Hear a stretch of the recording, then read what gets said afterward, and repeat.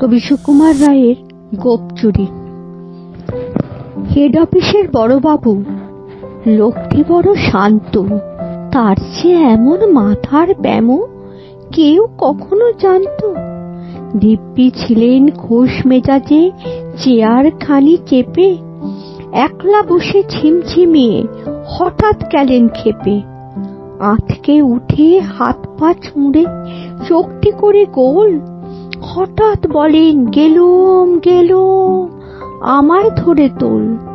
তাই শুনে কেউ বদ্যি ডাকে, কেউ বা হাঁকে পুলিশ, কেউ বা বলে কামড়ে দেবে, সাবধানেতে তুলিস। ব্যস্ত সবাই এদিক ওদিক করছে ঘোরাঘুরি। বাবু হাঁকেন, ওরে আমার গোপ গিয়েছে চুরি। গোপ হারানো আজব কথা, তাও কি হয় সত্যি? গোপ চোরা তো তেমনি আছে, কমেনি এক রত্তি। সবাই তারে বুঝিয়ে বলে, সামনে ধরে আয় না, মোটেও গোপ হয়নি চুরি, কখনো তা হয় না। রেগে আগুন, তেলে বেগুন, তেরে বলেন তিনি, কারো কথার ধার ধারিনি, সব বেটাকেই চিনি।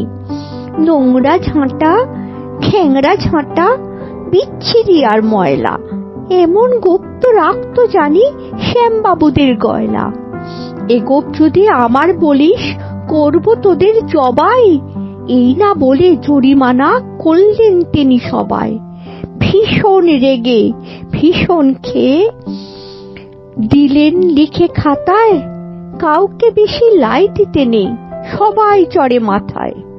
অফিসের এই বাদরগুলো মাথায় খালি গোবর, গোপ চোরা যে কোথায় গেল কেউ রাখে না খবর।